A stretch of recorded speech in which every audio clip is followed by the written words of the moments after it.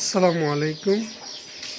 তো আমরা এই যে আমাদের গরুগুলাকে একবারেই ফাতল করে দিয়েছি। তো এখানে আমাদের 8টা বাছুর ছিল।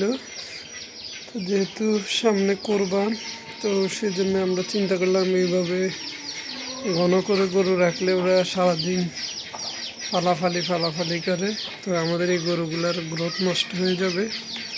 তো সেই জন্য আমি চিন্তা করলাম 4টা গরু বিক্রি করে দিই। তো যাই হোক, আলহামদুলিল্লাহ 4টা বিক্রি করে দিলাম।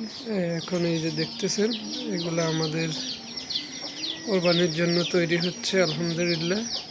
তো এগুলো আসলে ভিডিওতে অনেক ছোট দেখা যায়, আর এই যে দেখেন ছোটোগুলোকে বড় দেখা যায়।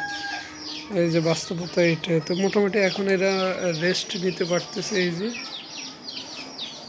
তো আসলে অ্যাকচুয়ালি গরুকে সবসময় ফাতল করে রাখতে পারলে ভালো। এই যে দেখেন আমার কত বড় ঘরে মাত্র 4টা গরু।